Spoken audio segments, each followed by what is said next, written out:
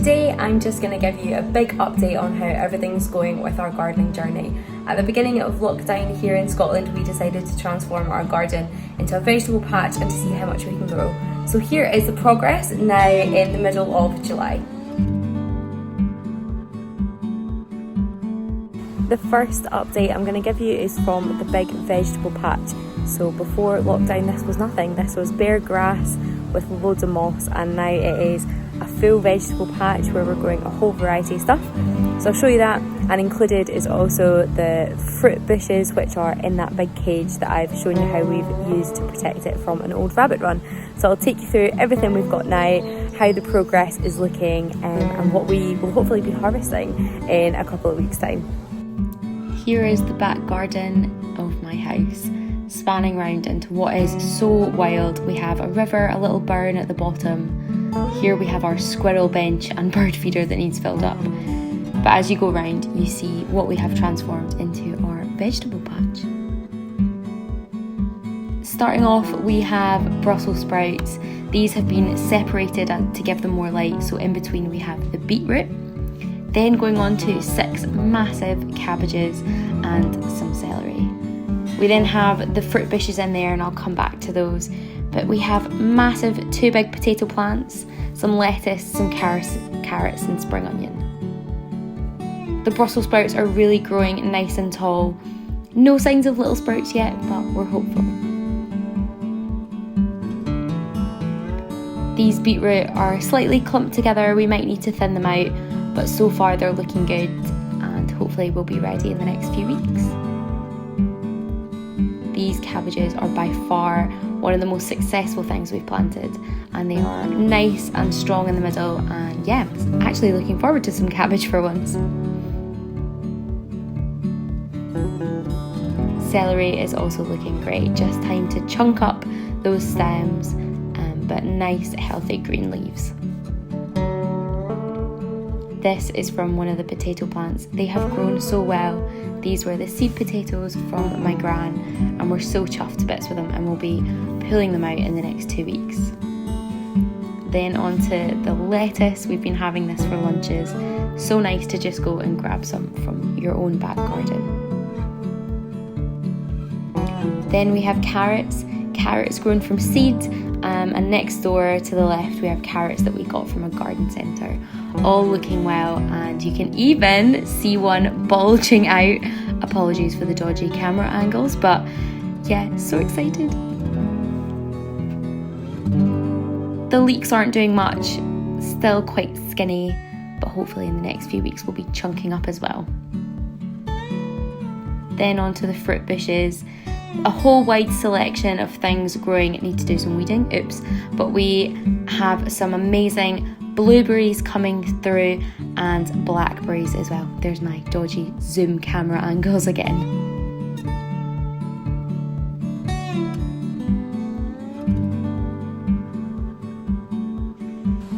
Overall thoughts on the vegetable patch, really happy with the progress, and there's some stuff that is just growing amazingly, and we're definitely learning. There's stuff that we'll do differently next year, and we're just happy to experiment and see what's going on, but really happy with the progress, and we're excited to see things like a little carrot bulging out, the cabbages coming along, and we're excited to finally dig up the potatoes in a couple of weeks just to see what we get.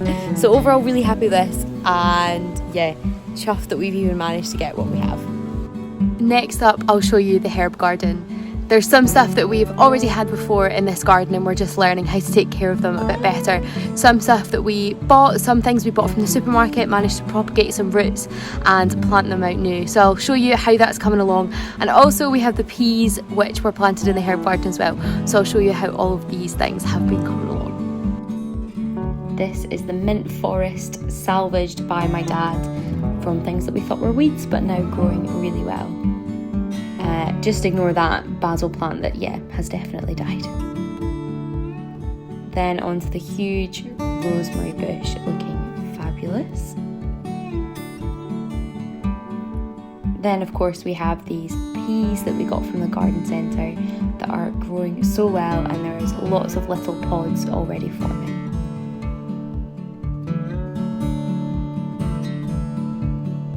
Here is just one of the flowers that are covering the bush, and here are 2 little pods that have grown. Next, onto the 2 little sage plants we have, and these you'll remember from a couple of episodes ago were propagated from supermarket leaves that we got.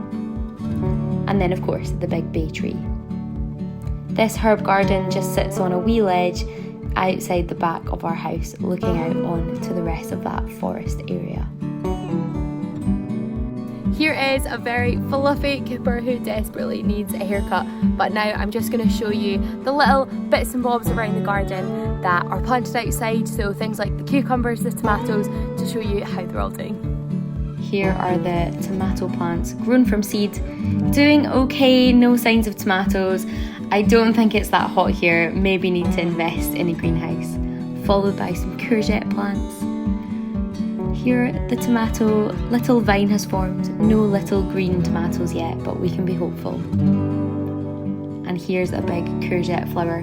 Again, no courgette plants coming along, but we can be hopeful. Then some big juicy red strawberries that we can't wait to eat. This plant did nothing last year, so that is always a bonus.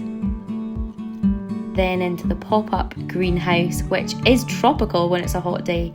And here we have some little cucumbers forming. You'll have seen my grans on Instagram that were just humongous, so we're excited to even just have these little guys. These are the potatoes I'm growing from offcuts from supermarket ones. So these are about 2, 3 and 4 weeks old. And then I've planted out the other ones, so these are about 5, 6, 7, 8 weeks old, growing so well. Oh, and there's Cooper causing havoc again. Hey! That is the end of this gardening episode, a tour around basically the whole garden, showing what we've been up to in lockdown. We've learned so many things about how to grow properly, and the tips and tricks for just getting it right. It's been a total adventure, and we can't wait to kind of continue on and finally harvest some things. Cooper in the background. Hopefully you've learned some things too. I know that I'm continually learning about actually the processes involved. You don't just shove something in the ground and hope for the best. But we're excited to be slowly beginning to harvest things. We've been gathering up lettuce leaves already, and hopefully the potatoes in a couple of weeks will be ready. The carrots are bulging out the earth. You'll have seen some clips of those. We're really excited about that. And Cooper, the dog, if you haven't met him before, he loves carrots, so we can't wait to see what he thinks when we yank them out of the ground. He'll think everything has got carrots in it, so hopefully that won't start digging anything up.